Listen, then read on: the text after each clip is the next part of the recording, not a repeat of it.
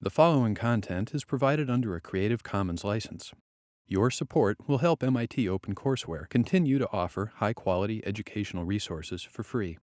To make a donation or view additional materials from hundreds of MIT courses, visit MIT OpenCourseware at ocw.mit.edu.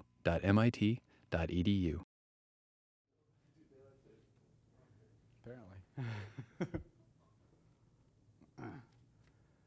We'll start slow. So last time we just started talking about effective field theory with fine-tuning. And what actually that means takes a little bit of discussion. So what you could mean by a fine-tuning is that you have something that's irrelevant. You look at the operator, you think it's irrelevant, but it's not. It's relevant, something that you should include even at lowest order in your power counting. But saying something is irrelevant means that you have a power counting, that you understand the power counting for the theory, what the correct power counting is. So in this example that I'll give, what irrelevant will mean is that you basically do a dimensional power counting, which is how we usually think of defining irrelevant and relevant. Do a dimensional power counting, and you end up finding an operator that you find that the operator looks irrelevant, but when you do calculations, you can see that it should be relevant. And that means really what it means is that this natural power counting of dimensions is not the right one, and you have to do something more complicated. But it still is a sense in which it can be thought of as a fine-tuning because, as you'll see, the changing of the power counting from the naive one to this more complicated power counting involves kind of some kind of tuning, if you like. And it really, in this case, we'll see actually that it corresponds not to expanding around the trivial fixed point where you would have a free theory, but expanding around an interacting fixed point. So it'll be a little non-trivial, but we'll be doing this in the context of two nucleon effective field theory. And the advantage of this is that the nucleons are going to be non-relativistic. So P is going to be much less than m pi. It's going to be a very simple theory. Everything that's an exchange particle gets integrated out. It's just a theory of contact interactions and derivatives in contact interactions. And because it's non-relativistic, we can actually calculate all the loops to all orders in perturbation theory, and we'll do that in a minute. So this theory, we can calculate a lot of stuff. And so we'll actually be able to see how this non-trivial fine-tuning works and explore it from multiple directions, and we'll be sure that what we're saying is actually correct. So it can be a lesson for understanding some of the concepts in other effective field theories with the fine-tuning, which you might want to design, where you don't have as much ability to calculate. All right, so let's start off with something simple, which is elastic scattering. And that's mostly what we're going to talk about.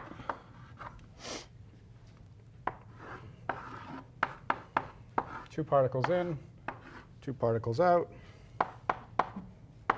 Center of mass frame. They scatter to some p's coming in, p primes going out. And this is basically a problem that you could treat with quantum mechanics. It's like non-relativistic scattering. So if you have a single partial wave,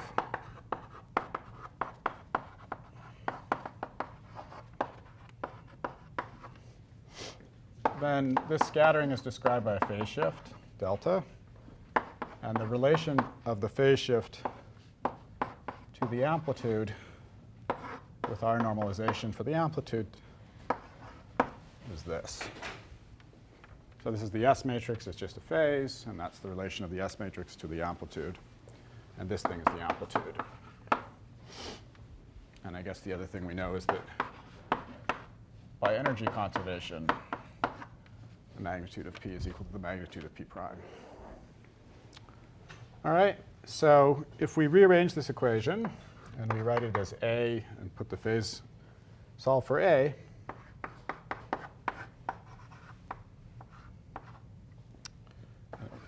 do that. So that gives that equation, which we can rearrange a little further.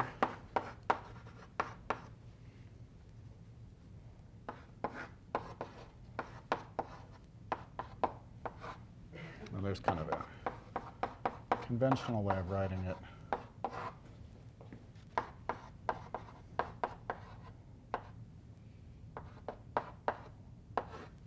which is that the amplitude should be given by 1 over something that's p cotangent delta, the scattering angle, or the S matrix angle, and then minus this IP. Okay, so the I is just shows up here in this part, and that's the complex part of the amplitude. It's basically going to be related to unitarity, that IP is there. This S matrix is obviously unitary. S stagger S is 1. All right. So let me tell you something about non-relativistic scattering, which on the face of it looks kind of non-trivial.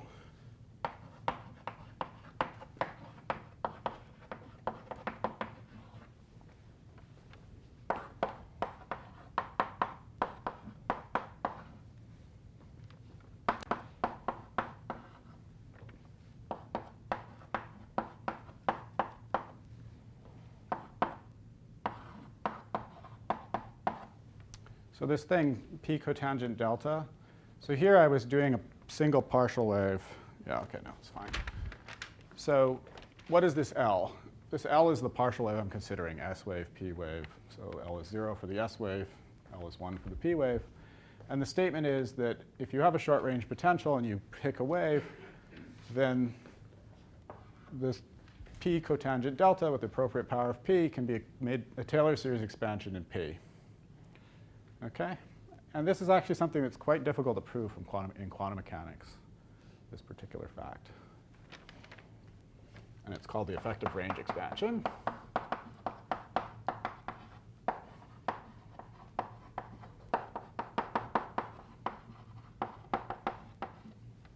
It's difficult to prove because when you do quantum mechanics, you pick a potential. And I'm saying that this is true for any potential.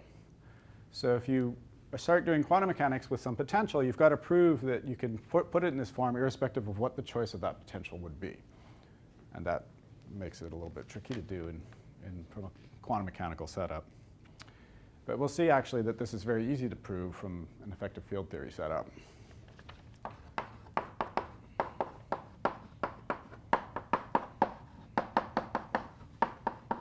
So as a way of getting into this effective field theory of two nucleons, let's prove this fact. So what is the Lagrangian for this theory? It's not a gauge theory. So we just have ordinary derivatives. So if you like, you can think of what I'm writing here as kind of like our IV dot D term, except I've picked the center of mass frame. And this would be like the kinetic energy term, but now it's just partial squared with no D, et cetera.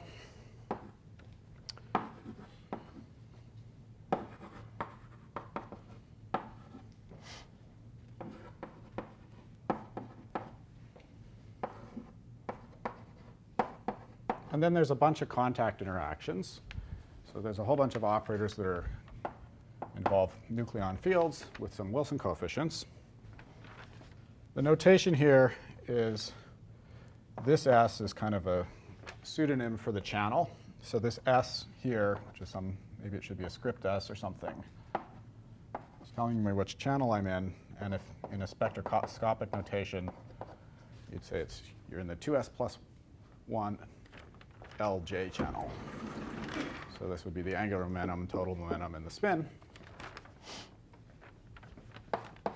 And these operators here, for our purposes, are 4 nucleon fields with 2m derivatives.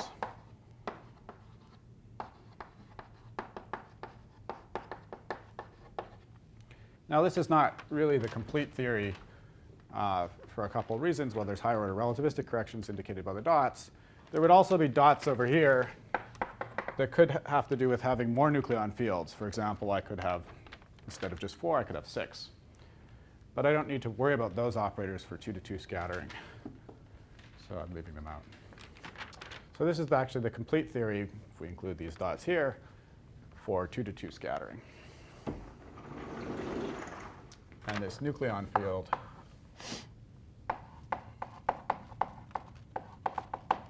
is spin 1/2. And it's isospin 1/2 too, so it includes both the proton and the neutron.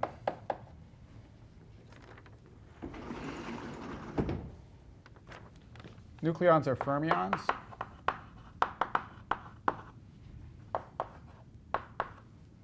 And that implies actually a relation because the wave function has to be antisymmetric.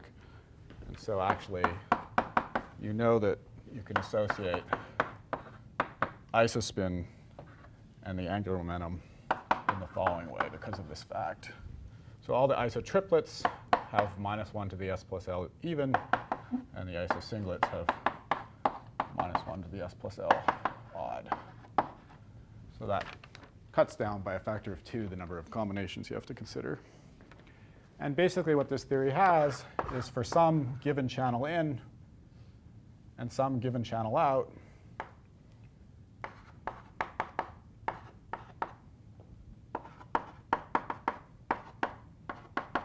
which I could denote in general different, we get operators that just will have some power of the center of mass momentum, p to the 2m. And actually, just by angular momentum conservation, that has to be the same as that. And so all that can change is the L's.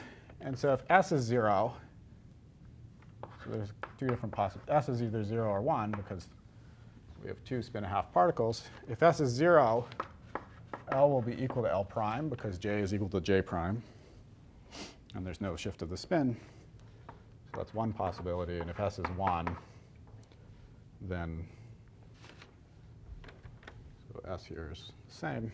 If S is 1, then you can have L minus L prime, which is 2, so, or 0. Okay, then you're shifting by 1 unit, and you can compensate either by having L minus L prime be 0 or 2.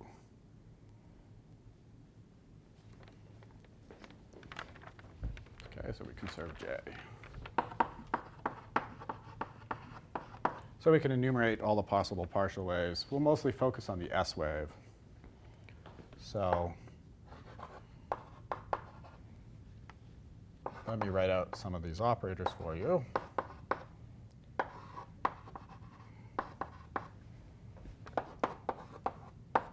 So the first operator has no derivatives. And I can write it in a way that makes the partial wave explicit if I do the following.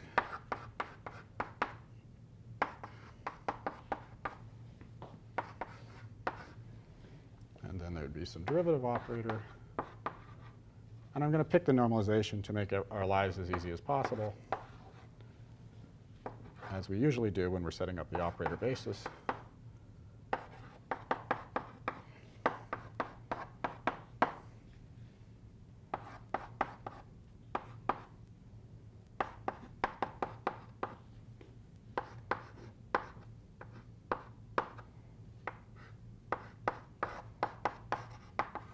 So there's the first two guys where this derivative operator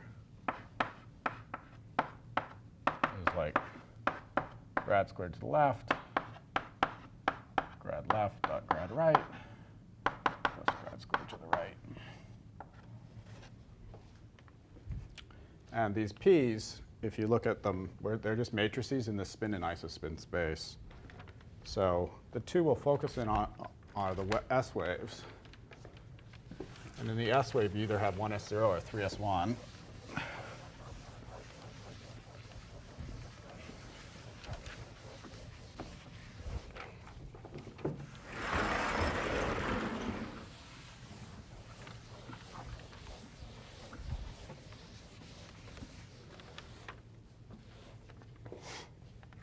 And so we've encoded all the sort of complexity in just these matrices, which kind of just go along for the ride.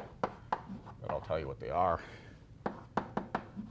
So I sigma 2 projects you onto a spin singlet, and I tau 2 tau I projects you onto an isotriplet. And then likewise 3s1, which is a spin triplet, you put I sigma 2 sigma I tau 2. And the I tau 2 and I sigma 2 are just because of the way I wrote the operator. I wrote it, instead of writing n dagger n, I wrote n transpose n, all dagger. And that means basically you should think about the way this operator works is it annihilates two nucleons in a particular spin wave, or particular spin isospin channel, and then creates them again. Okay, so annihilate, create. So I just put the two fields that are doing the annihilating together and the two fields that are doing the creating together. And that's nice because you're annihilating them in a particular channel. So with those conventions, our Feynman rules are particularly simple. If we just have a C0 in some channel, then the Feynman rule is just minus I C0. And if we have one of these higher C2 operators in the center of mass frame, it's just minus I C2 p squared.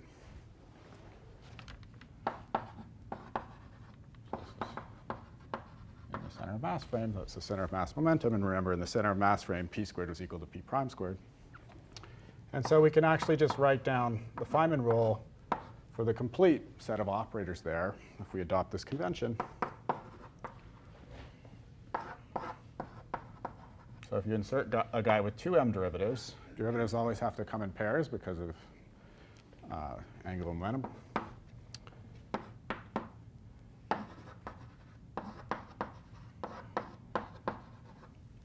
You just have that Feynman rule summed over the number of derivatives. So this is the complete, in this theory, this is the complete tree level amplitude.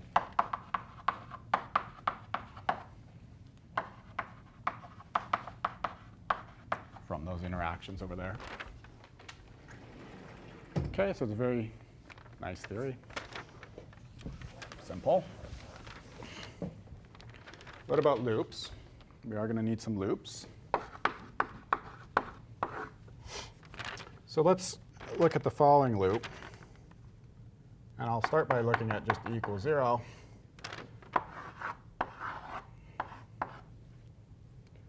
Let's just take the nucleons and then scatter them again.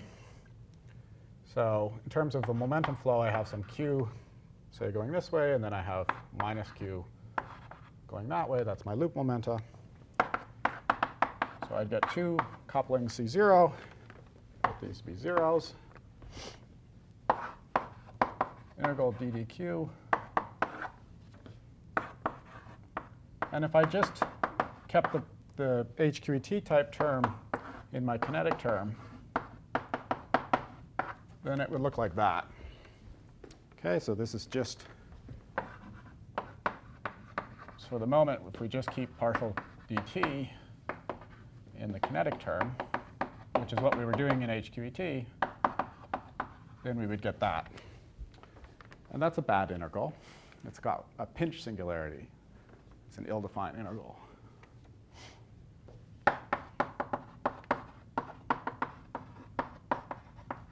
So just from that little algebra, we see that actually keeping just the partial d by dt in the kinetic term is not the right thing to do for this theory. And that's because the kinetic energy is a relevant operator in quantum mechanics. Whenever you wrote down the Schrodinger equation, you kept it.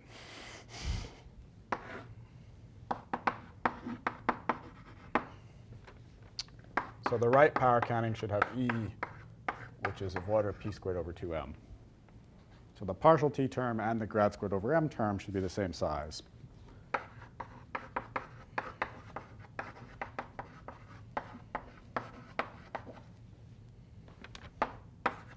So this is generically true of two heavy particles.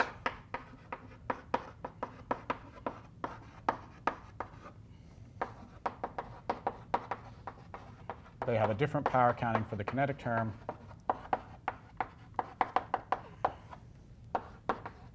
Than HQET.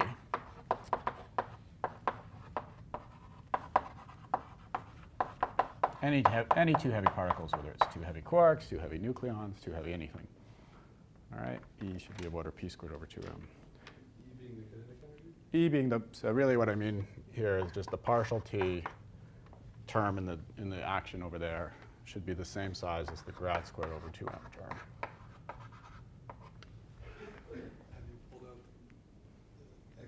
Yeah, I have pulled out the mass, yeah.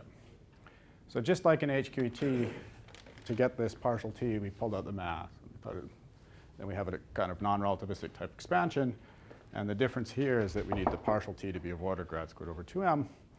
And that leads to effectively counting velocities rather than, because you have to count energies different than P's. We won't spend too long talking about that because we have other things to discuss here. But this is a whole interesting subject in itself, the power counting and what it means. One thing that's kind of interesting here, which we won't cover, which I can't help but mention, is that say you did quarks, which was a gauge theory. This is not a gauge theory that we're talking about, but you could do a gauge theory that has this type of power counting, and it has exactly the same problem.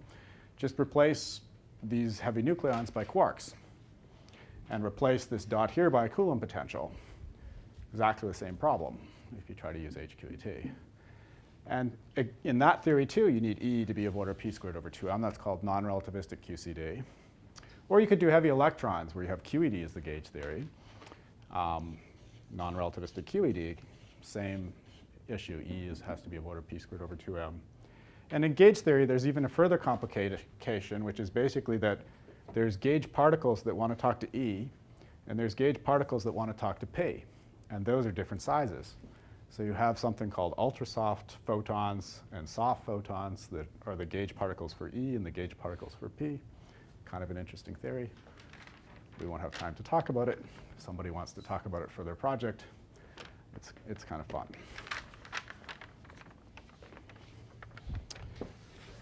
OK, so we have to keep p squared over 2m. Just knowing a little quantum mechanics, we know that that's true. Or running into this pinch singularity, we see that trying to do something different than that leads to problems.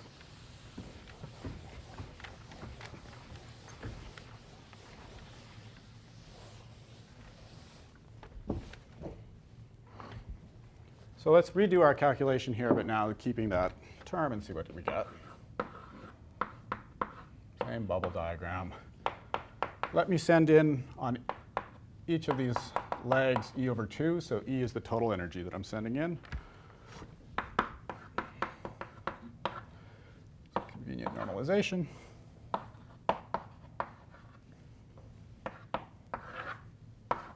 Let's see how having the kinetic energy fixes this pinch pull.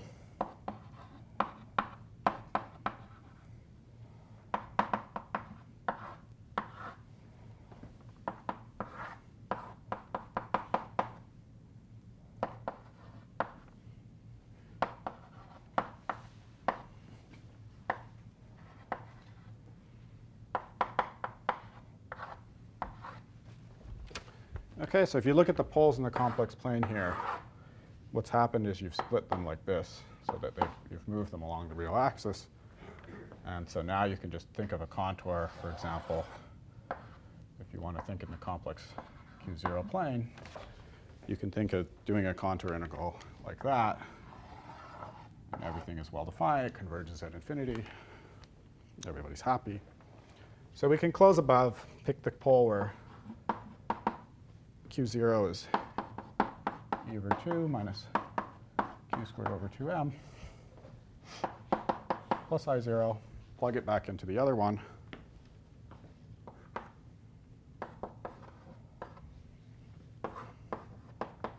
My notation is that n is going to be d minus 1. So when I do one of the integrals by contour, I go down a dimension. I'll call that n. So it's n here.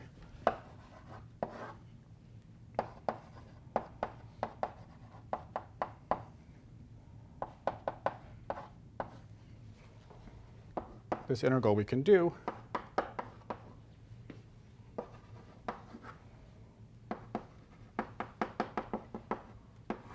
We have to be careful about the I epsilons.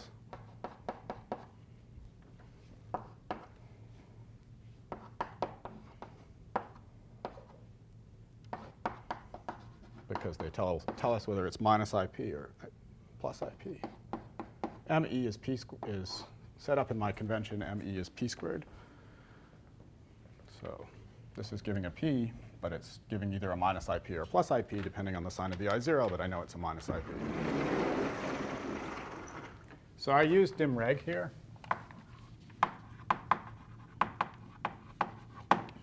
Because if you look at this integral, there's 3 powers of q upstairs, 2 downstairs, so it's power law divergent. But we don't see power law divergences in dim reg, we just get this finite answer.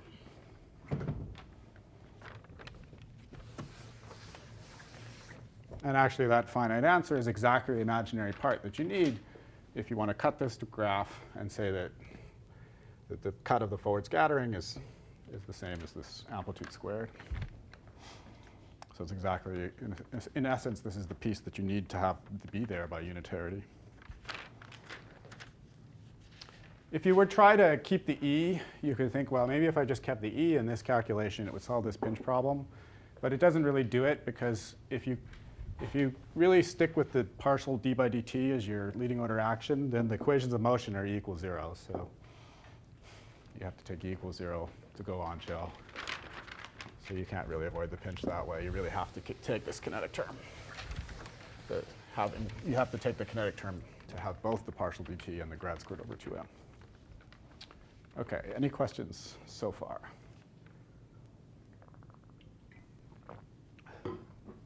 All right, but there's something here that might bother you. We've got an m upstairs. M is big. M is the mass of the nucleon, and it's appearing upstairs. That's always a bad sign. Usually a bad sign. Well, at least it's something we should worry about. So let's figure out where all the m's are.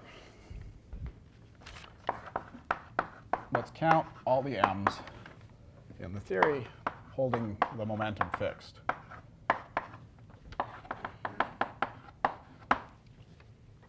So if we hold the momentum fixed, then grad has no m's. But partial t scales like 1 over m. And correspondingly, t scales like m. OK? X and grad don't scale, but partial t and t do. And that's exactly what makes these two terms the same size.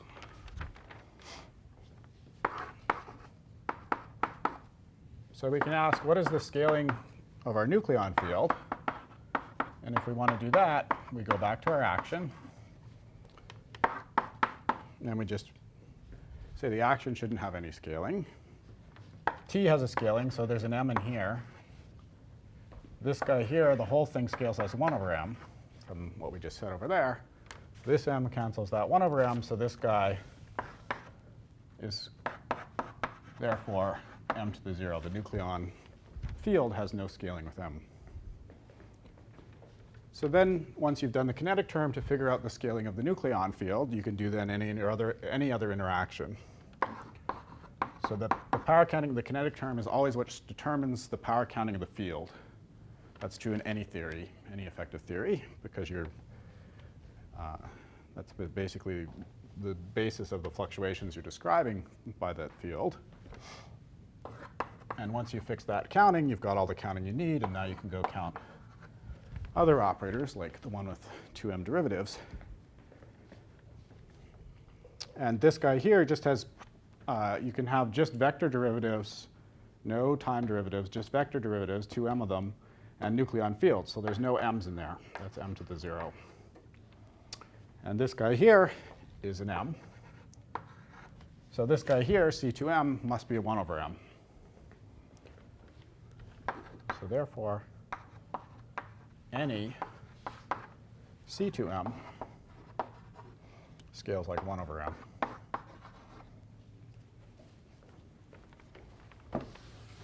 And now you see it's not such a problem, because here I have 2 C0s. Each one of them scales like 1 over m. I pick up one more m in the numerator, and that just makes the whole thing scale like 1 over m, which is the same order that the tree level was scaling in m. The tree level was scaling like 1 over m. So the loop diagrams and the tree level both scale like 1 over m. And that's actually generically true, that because every time I add a loop, I add a coupling, and so those two m's can't compensate each other. So there's no issue with m's.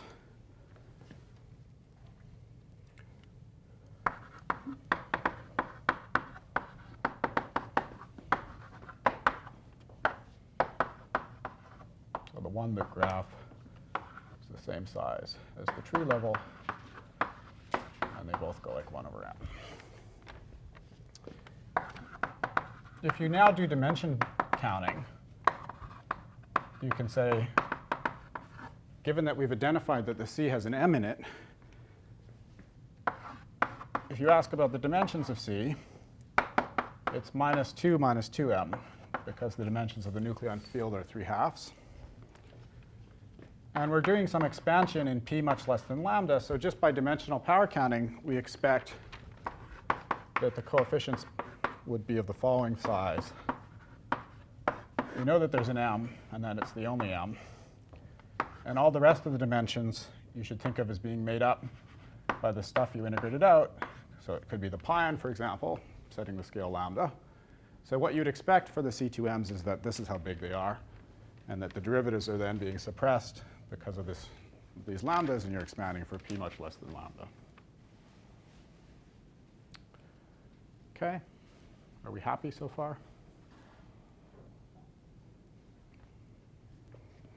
All right. And we'll see that when you do matching calculations, this m is always there, and this is just a nice, elegant way of figuring that out. Because this is a very simple argument. All right. I don't know if I totally understand that argument. So how do you know that C2m Goes like 1 over m? Yeah, you know that. So the kinetic term, so at first you know this, right? Yeah. Yeah, so I see. You're worried about whether there could be 1 over m squared corrections? Yeah. In principle, there could be 1 over m squared corrections from relativistic corrections, so that this would be the leading order term. Yeah, not worse than that. If we looked at the p cubed, p to the 4th over 8m cubed term, that term would have a higher power of m, and you could imagine that there's some relativistic corrections in the 4 nucleons as well. Yeah. So we'll work basically here at lowest order in the relativistic correction, so that you could put in the relativistic corrections as well. All right. So we're basically stopping at that order, which is equivalent to quantum mechanics, but we could go further if we wanted to in this effective theory. So now let's think about other loop diagrams in the theory without relativistic corrections, just with these interactions. And let's insert the 2n and the 2m derivative operator on these vertices. You see all the loops look like this. They're all bubbles. And that's the same reason in HQET that you don't have any diagrams that you don't have diagrams that look like this, because these types of diagrams involve antiparticles, and we only have particles. So that's the beauty of a non-relativistic theory. You don't have any diagrams like that. You just have diagrams like this. And so basically, this whole theory is bubbles. It's the theory of bubbles. If you go through this loop diagram, you do the pole the same way. It's exactly the same 2 propagators. Then you get the same q squared minus me minus I0. And the only difference is you get powers of q in the numerator. And so this integral is one of the ones that shows up in here. And this integral, you can do the same kind of trick that you used when we were discussing field definitions, where you basically take the top and organize it by adding and subtracting. So add and subtract me.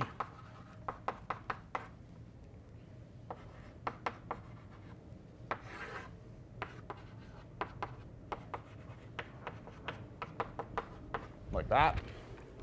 And now you can think n and m are integers. Just expand this thing out. Some number of these factors, some number of these factors.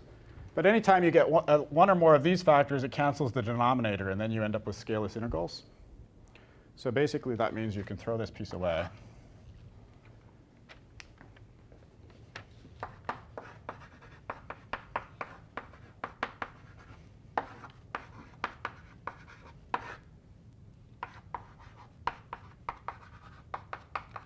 So higher order derivatives actually just lead to MEs, whether they act inside or outside on the nucleon fields.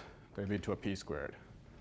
You're using n to mean two different things. Yeah, sorry. This m is a little m, and this is supposed to be a big m. No. Oh, n. Oh, yeah, I'm also using that, too.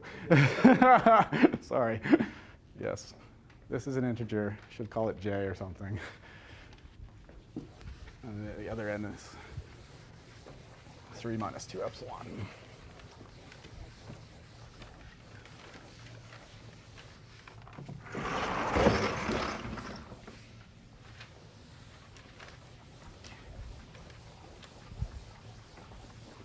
Yeah, it's dangerous. All right. But this means that basically the graphs in this theory are very simple. So if we actually now consider the complete set of diagrams where we put the full amplitude in there, and we consider these bubbles,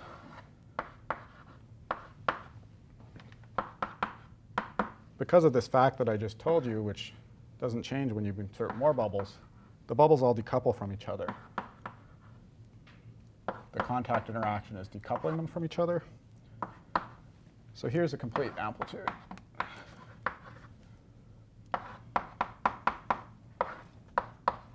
With k insertions of the coupling and k minus 1 loops.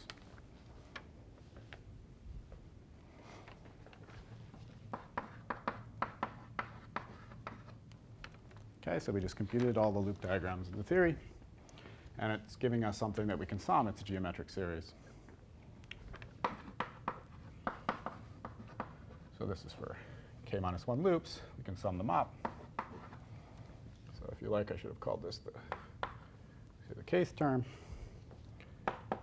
And if I sum them up, cancel an I on each side,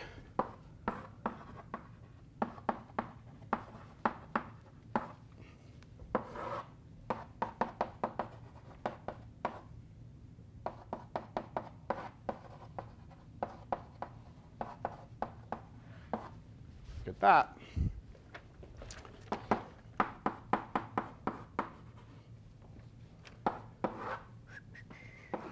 Let me write it again.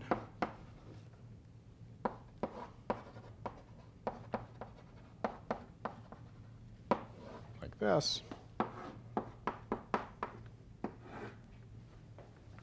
So dividing out the numerator, rearranging the 4 pi over m's a little bit.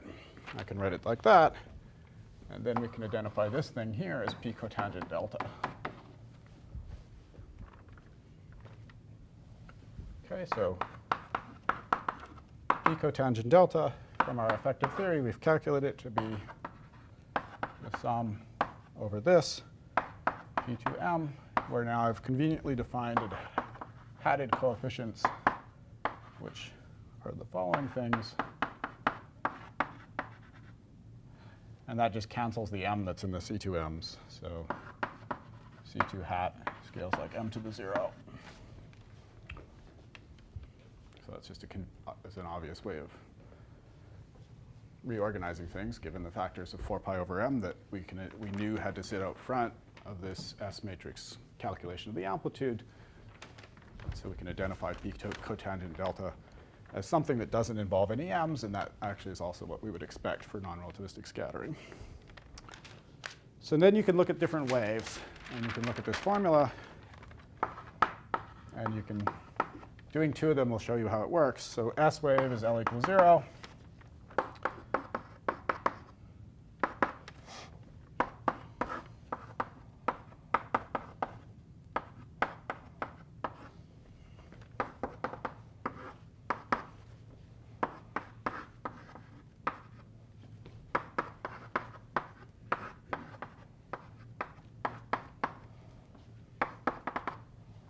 So that's something we can do a Taylor expansion in Pn. And this is what the Taylor series looks like. And this has exactly the form that we wanted. This is some constant 1 over a, which is the scattering length, some constant times p squared, which is called the effective range. And we see that expansion coming out. And we never had to specify what the potential was, because the effective theory was agnostic to what the potential was. That's the whole power of effective theory, that you don't need to know what the particles were that you were integrating out. They just give you some values for these coefficients. And those values exactly become the effective range and scattering length in this theory. So this seemed very dim rate dependent. Yeah, we're going to talk about that. Yes. Yeah. That will encompass the second half of lecture.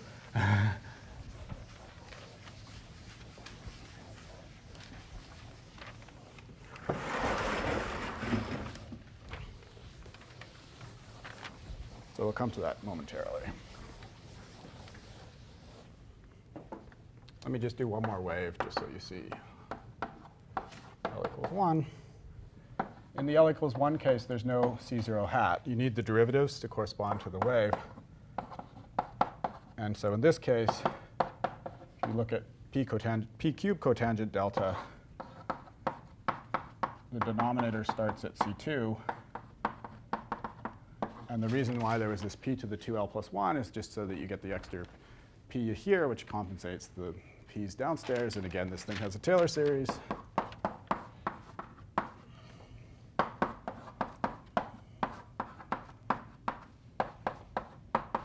Same story as over there. We can identify the scattering length for the p wave as the 1 over C2 hat. Okay. So all the higher partial waves work the same way. And you just have to have p to the 2l plus 1 in front of your cotangent delta. Okay. So you can see how this generalizes to any L.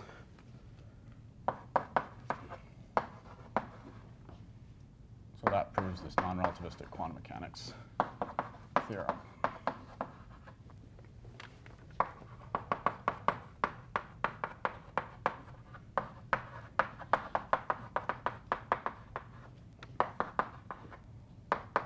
And we did it without having to specify what the potential was, because the potential is encoded in these C's, and effectively that's like a basis expansion of the potential, but it's a fun one because it's in delta functions and derivatives of delta functions.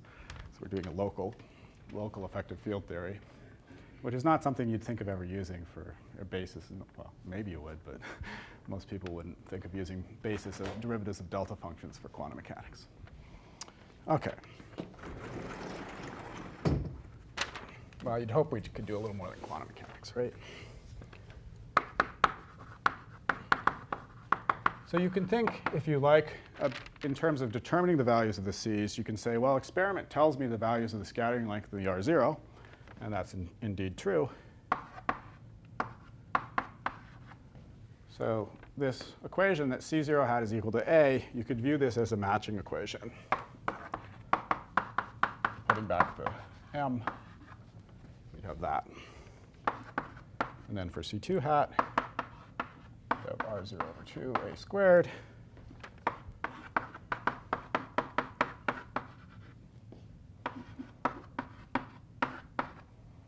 So pretend that experiment gives you R0.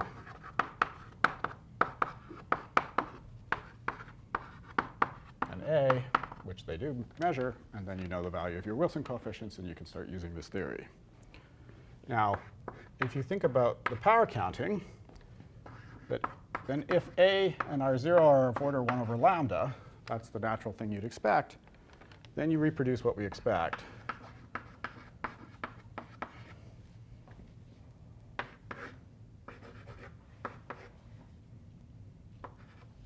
Whatever it was a minute ago.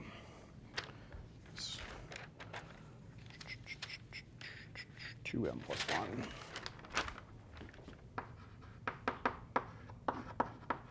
Okay, so if all the constants are scaling like whatever their dimensions are, in this case they're both dimension -1 in momentum units, then you would reproduce exactly this power counting that we said. Okay, so everything would be nice. But nature was not so nice, or nature threw us in a different direction. When we actually look at the value of these constants, the scattering length is large.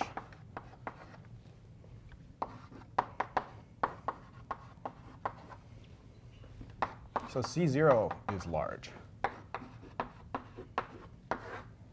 from this point of view. So let me quote some numbers for you.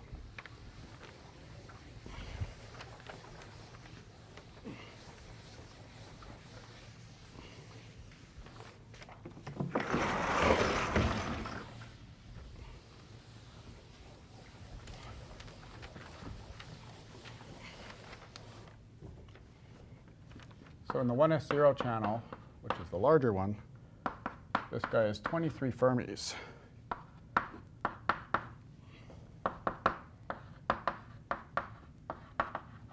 And in the 3s1 channel, it's 5 Fermis. And both of these are actually large. And we know they're large. Look at the errors. If you want to think about momentum units, you could take 1 over A. And for this guy here, taking 1 over A is giving, like, if I did the calculation right, minus 8.3 MeV. Oh, sorry. No, that's this guy. And this guy here is giving 1 over A, which is 36 MeV. So if you thought the natural size was the pion, then you'd say, well, these constants should be 1 over m pi. That these numbers that are in MeV should be m pi.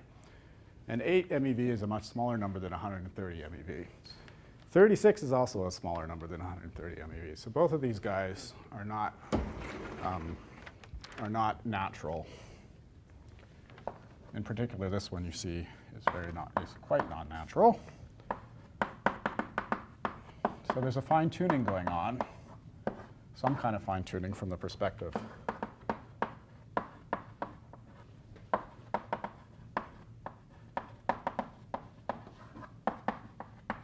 from our dimensional counting EFT point of view.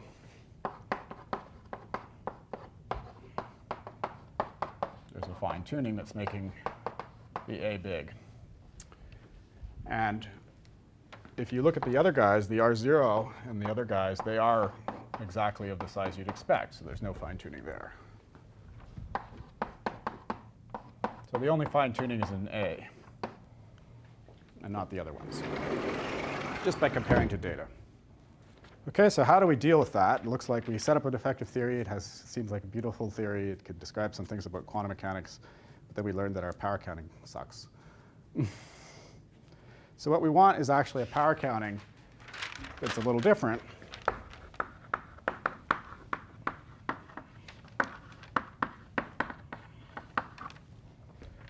Where AP is of order 1, or even AP much greater than 1. We'd like that to be allowed, where R0P is much less than 1. We'd like to be able to take the scattering length effectively into account to all orders. And that means basically that we want to treat C0 as relevant. We don't want 8 MeV to be the limit of the thing that goes downstairs when we're making a power expansion, right? We'd like something like m pi to be downstairs. If you want m pi to be downstairs, you've got to treat AP to all orders. And then you're just limited by m pi, which is the R0 term. And that means you've got to promote C0 from being irrelevant, scaling like 1 over m lambda to something that's relevant. So this is actually a problem that occurred because we just proceeded and started calculating, and we used effectively the MS bar scheme in dimensional regularization. We saw power subtractions, we did nothing. So let's try another scheme.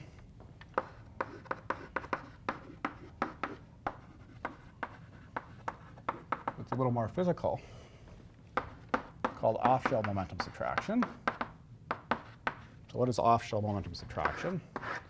It says take the amplitude, and in this non-relativistic theory, you take P to be at some imaginary point so that you would avoid any cuts.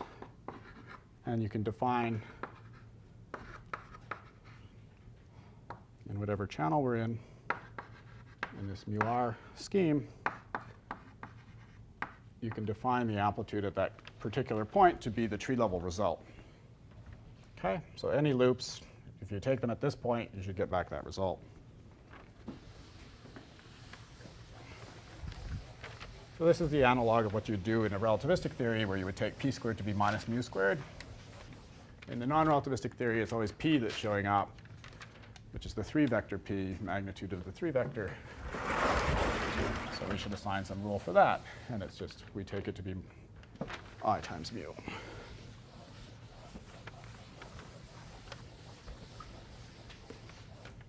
So how does this change our calculation? So let's go back to this one loop calculation. So now there's going to be some counter term needed. It's going to be a finite counter term. So let's see what it does.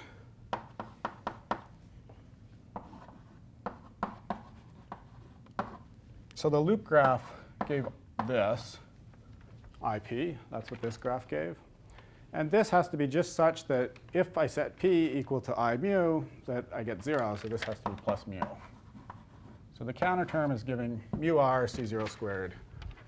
And that exactly makes this amplitude vanish at that point. And that's what you want, because the tree level graph of the c0 is already giving the right condition. OK? Is that clear to everybody?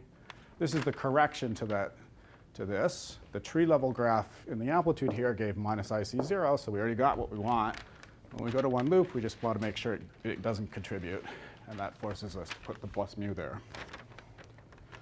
And so what this mu is doing, it's tracking the power divergence that dimreg within MS bar did not see.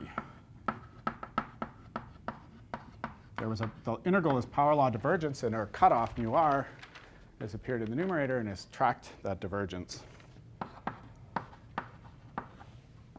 So we're doing the standard thing here where we split the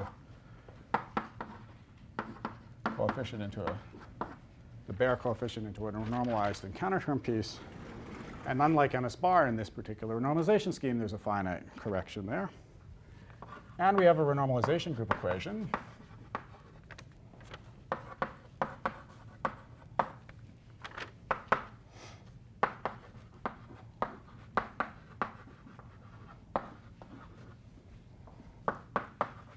And if you work out what that is from the counter term,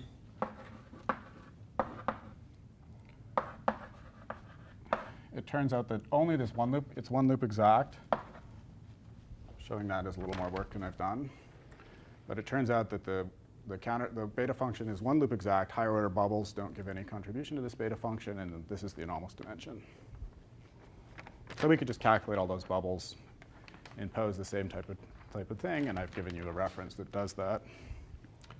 So there's a renormalization group equation in this scheme, which we didn't have in MS bar. In MS bar, it was scale independent.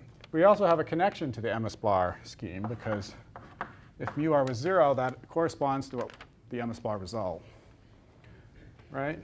So C0 of 0 is where you can think of putting your boundary condition, which is matching to the experiment, which is the A. And the advantage of this off-shell subtraction is that we have a mu, and we can go somewhere else. And if you look at the solution of the RG with that boundary condition, you see something interesting.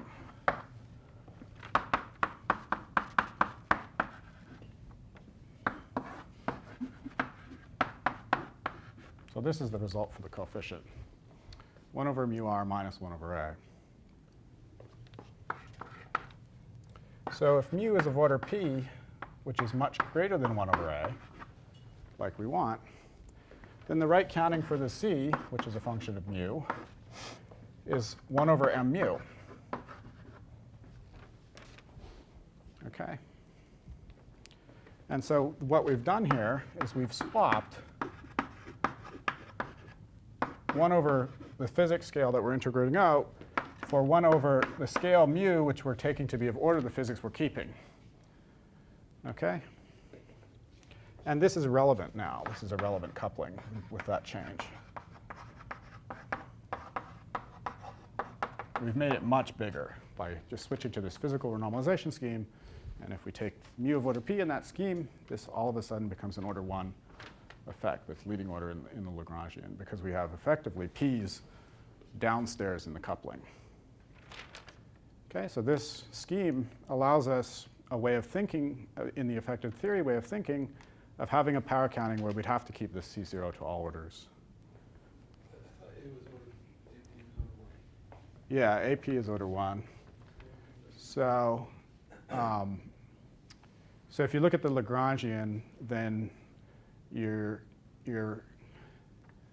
have to go through the counting of how many powers of p the nucleon field has, which you could do in the same way that we did with the mass. And if you do that with the 4 nucleon operator with an extra power of p downstairs, you will find that it has the same p scaling as the kinetic term. Okay? I didn't go through that, but So that justifies this even when P is not much bigger than 1 over A? Is that what you're saying? yeah, so if p is much bigger than 1 over a, or p is even order 1 over a, which is a sort of also, yeah, it's also fine with this counting. If p is of order 1 over a, these two terms are sort of comparably big, but you could also use this approach for that case. As long as you're not in the case where p is much less than 1 over a. So if you're in that case, then you should really think about expanding this out in some sense, and then you're getting back to the MS bar result. The MS bar result would have been fine. But to get away from the MS bar result and think about physics mu of order p, we could use this scheme instead of MS bar, and then we actually see that we get a reasonable power counting. I guess my concern was, what about when mu is like, yeah, what about this pole, but you can always Yeah, choose mu. we'll talk about the pole. Yeah. Coming up. All right. So it's interesting to think about this from a renormalization group point of view, which is kind of what I was doing, and I wrote down a beta function, but here was just after this solution, because from that solution I get the power counting that I want, which is that the C0 term is the same size as the kinetic term, and both are relevant.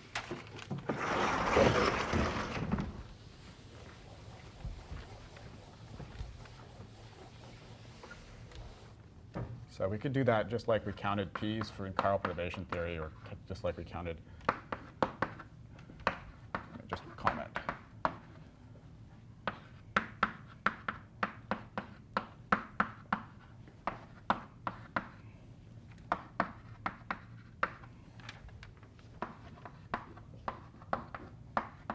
These guys are all relevant, as long as we count this mu as 1 over p, and 1 over mu is 1 over p.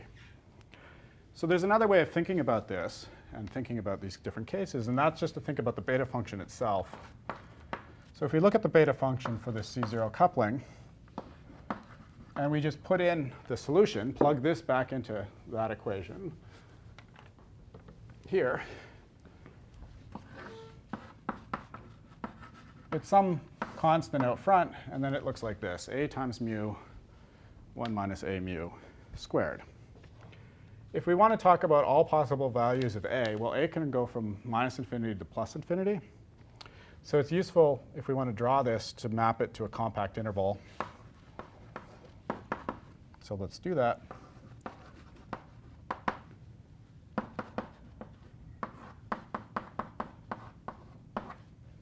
The tangent. And let's just plot beta as a function of x.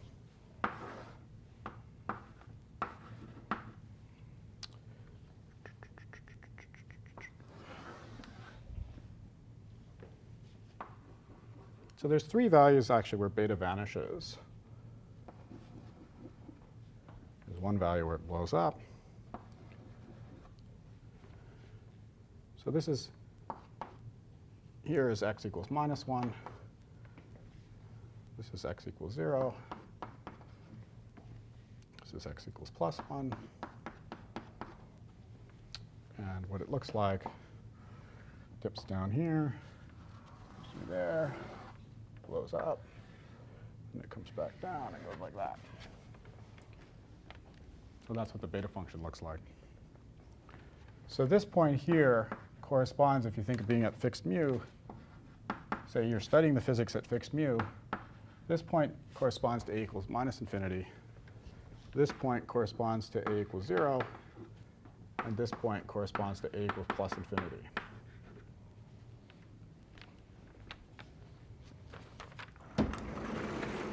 So there's 3 points where the beta function vanishes if you think about A space for fixed mu.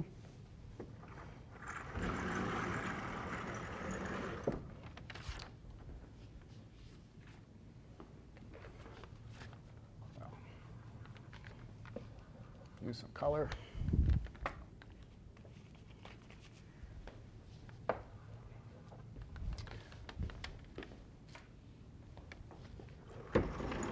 So you can ask about nature. So nature told us the value of A, so what does that correspond to? So taking some value of P and mapping it to some value of X kind of generically, the kind of point that you're interested in is here. This is A1S0. Sits there, and then A for the 3S1 would sit kind of here. So what's going on in this case is that you're not near this fixed point. You're actually close to this one. And you're not near this fixed point. Well, actually, there's an infinity in between. You're closer to this one. This size, as you should think of, as this 8 MeV, generically, and then this is like the 8, but there's also a pole in between. So 3 fixed points. When we do perturbation theory, we expand about fixed points. And one way of saying what was wrong with dimensional analysis was it was just expanding about the wrong fixed point, the pink one. So A equals 0 was the non-interacting one, where we just have the relevant interaction being the kinetic term, but none of the interaction terms are relevant. And A equals plus or minus infinity are interacting fixed points, where we have an interaction that's relevant.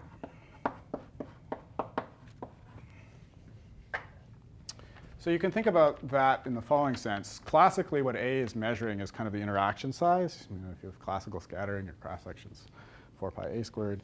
And if A is small, then you're, if A is either very small or very big, then basically it's the same on all scales, because you can't, it's either infinity or 0. It looks the same to all particles of all different momenta. Okay? And that's one way of thinking about these fixed points. That the physics can't, yeah, just what I said. So what about this infinity? So that's also interesting.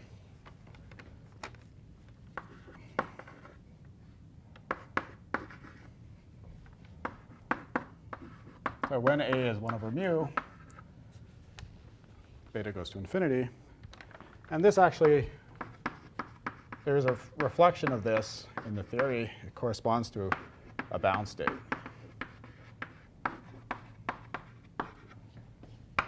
Which I think we'll talk about next time. But so there's a bound state in the theory. And actually, if you start from this side, you can never see that bound state, because you're doing perturbation theory. You don't see perturbation theory in bound states. If you start from this side, the bound state is actually just in the theory. We'll talk about that next time. And so it's a state in the theory. You can go and you can find the pole in your amplitude. It's just there. It corresponds to a physical state of this spectrum, and it's called the deuteron.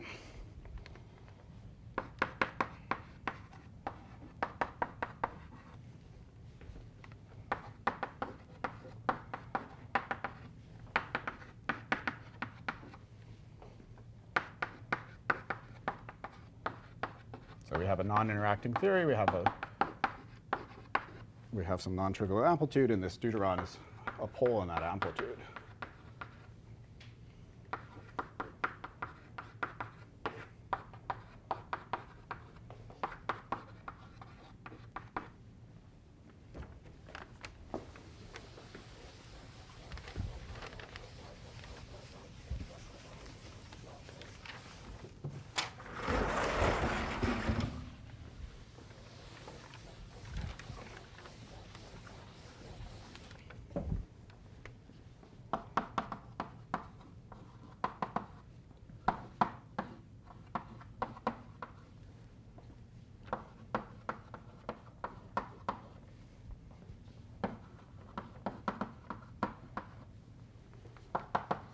And you never see a pole if you're just doing perturbation theory. And if we actually look at the energy, the binding energy of this state, it's also small, uncharacteristically small. And it's actually related, the fact that the binding energy is small is just related to sort of the size of this A. Talk about that next time.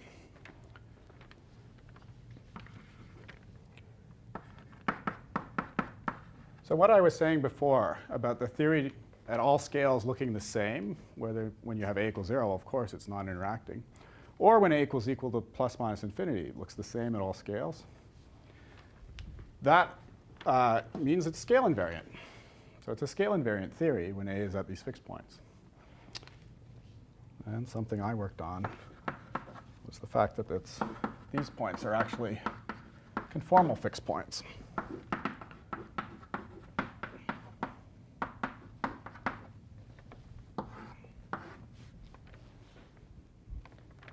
So that there's a conformal symmetry of the theory that exists at those points. We'll talk about that a little bit. There's another symmetry too, which I have to mention. And not only because I also worked on this one, but because it's good to enumerate all the symmetries. There's actually a combined spin-isospin symmetry that turns into an SU4 in this limit. So much like in heavy quark effective theory where the mass was big, new symmetries popped up. Same thing happens here when the scattering lengths go to infinity and you go over to those fixed points. There's new symmetries that pop up. One's a conformal symmetry and the other one's a spin-isospin symmetry.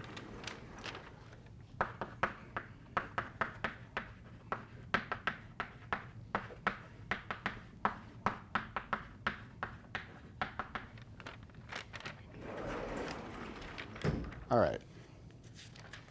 So this looks interesting.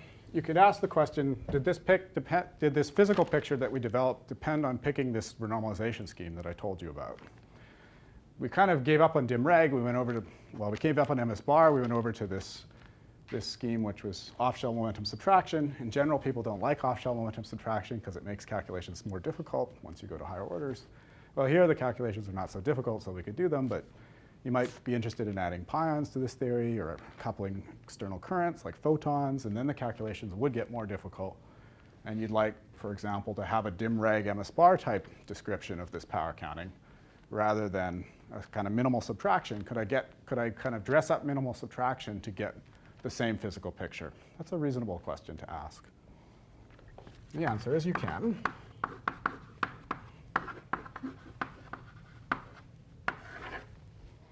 So there's something called power divergence subtraction scheme, different scheme than MS bar.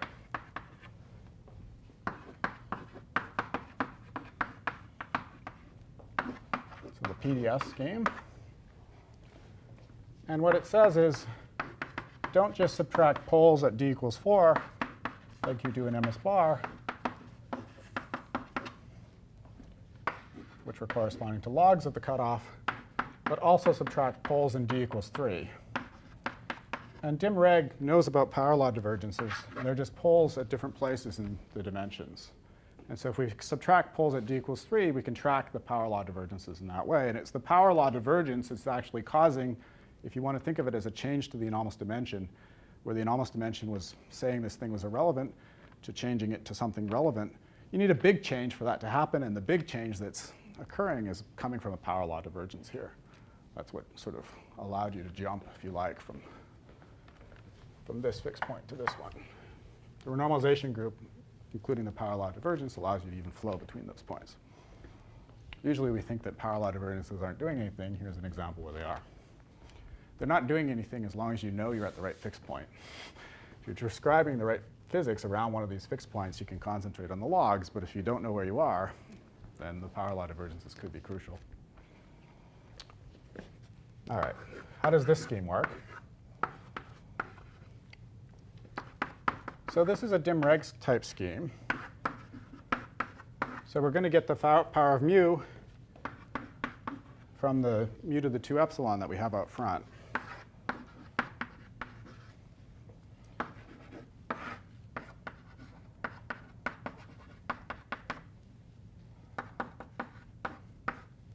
So if I just write this guy down in d dimensions, here's what it looks like.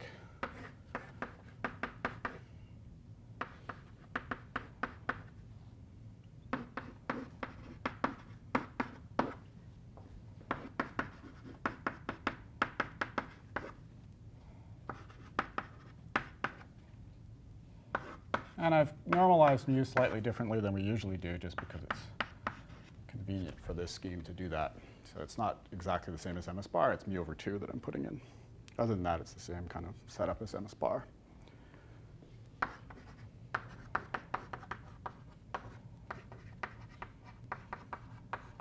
You'll see why I want to put that 2 there in a minute.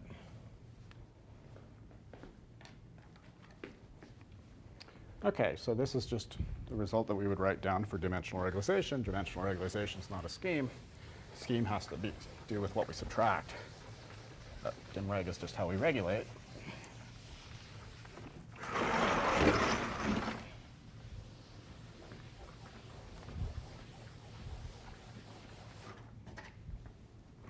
So now look at d equals 4. So in d equals 4, okay, there's a bunch of factors.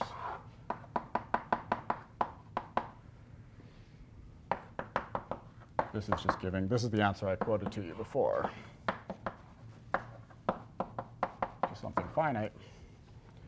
And if we look at d equals 3,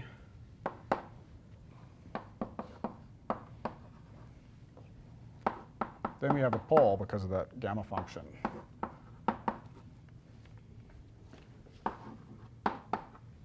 And I've put the 2 in here just to cancel that too. And so what this scheme says is to add a subtraction for this guy.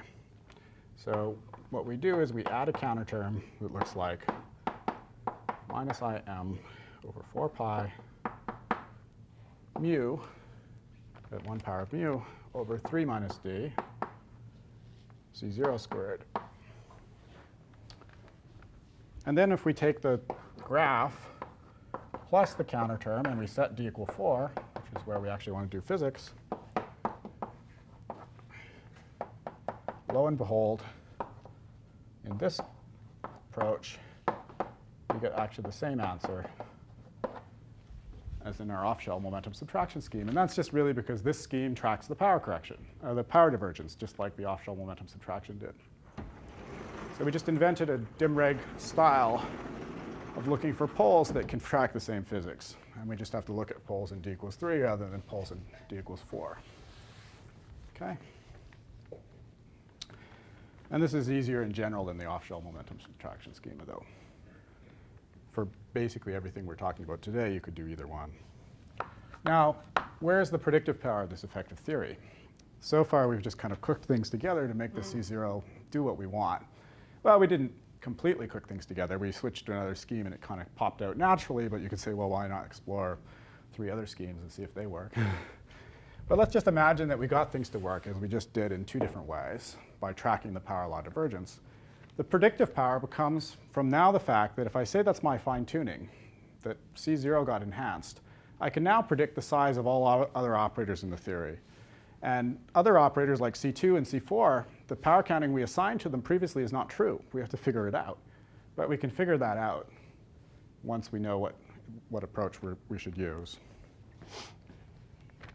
OK, so this gives same as above. I won't go through it, but same anomalous dimension, et cetera. And it's easier in general. Let's think about C2 mu. So if you look at C2, the first kind of diagram you could think about would be a guy with 1 C2, and then this is the first type of loop diagram you might think about. And these guys have a p squared because C2 gave a p squared. So they have an extra p squared. And they diverge. They also have a power divergence. So if you calculate in either one of these schemes, off-shell momentum subtraction or this PDS scheme, these guys get a divergence. And again, it's a power law divergence, so there's a mu here. And you get a beta function. It's that, 2 C0 C2. So if you take the boundary condition C2 of 0, which is our MS bar result, 4 pi over m, a squared r0, and you solve this, you find C2 of mu is 4 pi over m, 1 over mu minus 1 over a squared r0 over 2.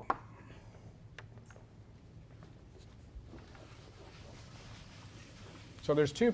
We previously, with our counting, when we were counting dimensions, we would have said C0 goes like 1 over lambda. C2 goes like 1 over lambda cubed. We had 2m plus 1 lambdas. What we've just discovered is that, yes, there's a lambda from this r0. That's a 1 over lambda. But the other 2 lambdas are really mu's. So this operator is also enhanced. And it's enhanced by 2 powers. So once you know the leading order theory, you should be able to determine the power counting of all other operators, especially if they're not relevant ones. You have to get the relevant part right. And then you can use that Lagrangian to predict all the scaling for everything else. And that's what we've just done.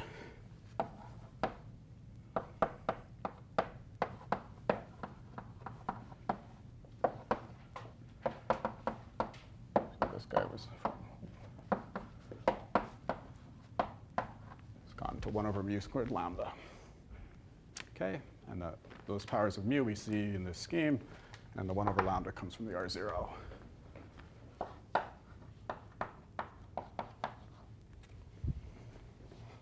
Okay, so what the RG actually does is it tells us, one way of thinking about it is that it tells us the enhancement due to fine-tuning of all operators in the theory. And that's really because the fine-tuning was just a change of our power counting. And we have to propagate that change everywhere.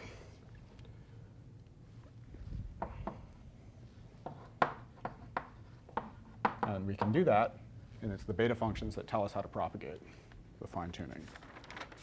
So if you keep going, you can do C2k of mu. You find an anomalous dimension. This theory is kind of nice. You can basically do all the calculations. So when you go to CK, you get contributions from various lower order coefficients, and it's one loop exact, so you only have pairs. And then you can kind of contrast what's going on in a naive power counting where P is much less than 1 over A.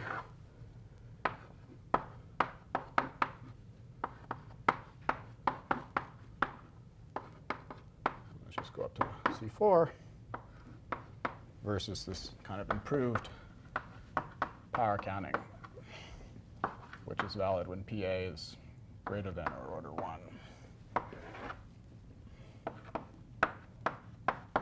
So C0 hat went like 1 over mu, no suppression there. C2 hat goes like 1 over mu squared lambda, and that actually is irrelevant. But it's just irrelevant by 1 power. So relative to this guy, it's down by a P over lambda. And then interesting things start to happen with the higher ones, at least from an RG perspective. So these guys start to get more than 1 term. But this guy actually doesn't introduce a new constant.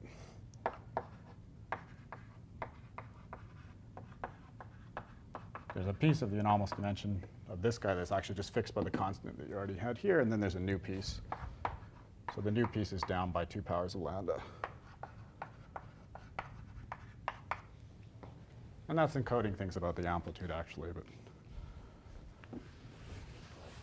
OK, so that's just a little table to kind of convince you that once you have a beta function that you can compute for the coefficients, you can quickly propagate this enhancement from the fine-tuning to the rest of your theory, i.e. figure out what the power counting is for all the operators. So but every time there is a power law divergence, should I be worried that, and I'm using MS bar, should I be worried that the power counting is wrong? Every time, this is like a very particular case where... Yeah, every time there's a power law divergence, it's worth thinking about whether it has some physical impact on what you're doing, I think.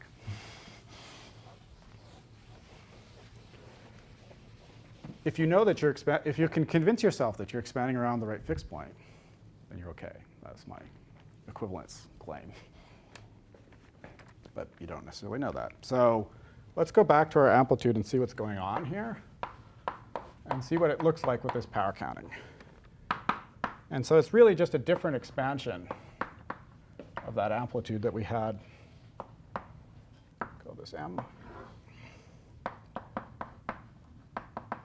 And in either the PDS scheme or the power divergence subtraction scheme, we end up with this amplitude in the case where we would use that scheme. So you can see in PDS that if I set this coefficient to 0, the denominator becomes 1, and then I get with the off-shell momentum subtraction scheme. In PDS, it's a little harder to see that it gives just that, but it actually gives the same thing in either scheme. And if you think about what type of expansion you're doing here, you're keeping C0 to all orders, so your amplitude lowest order is just this. And then the C2 term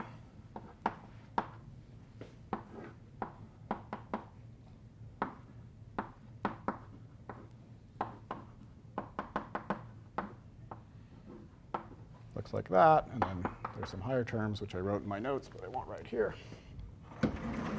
And what this is this here is some kind of interaction, make it a bigger circle, which sums up all the bubbles with C zeros in them. That's what's happened here. And this here, if you like, is like taking C2 and then dressing it with bubbles on either side.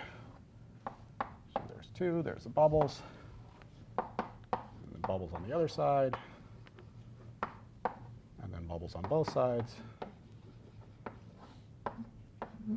So we calculate these loop graphs, and these are the amplitudes we get. And that's because we're treating the C0 coupling to all orders. We're summing it up. And actually, each of these amplitudes, if you look at the RGE, is mu independent, explicitly mu independent.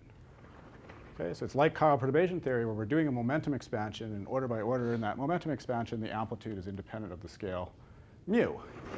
The only purpose of the scale mu is to help us think about power counting of these operators. In the end of the day, when we make physical predictions, then we're getting mu-independent answers. Okay? And this is like organizing, if you like, and you put it in terms of, if you put it back in terms of A, this is like organizing the theory this way, where you keep all powers of AP, and that makes it very clear that it's mu-independent. Now, this part of the theory is so simple, you could have figured that out just by writing the top line down in terms of A's and P's and just writing this line down. But you could also use what I've been talking about to figure out, for example, say I coupled an external photon to my 4 nucleon operators. How big is this? Okay. Well, it actually gets enhanced from the fact that the scattering length is large, and you can figure out how important this effect is. And when people do things like deuteron formation in the sun and stuff like that, they use this effective theory to do higher order calculations and make precision predictions for deuteron physics. So it's not just a toy model, it's actually something that has a real impact on some physics. We'll talk a little bit more about it next time. We'll talk a little bit about the conformal symmetry, and I'll talk a little bit more about the deuteron, since that's something interesting in this theory, and then we'll go on from there. So, any questions? It's cool stuff. Simple to do calculations. It's kind of interesting to think about.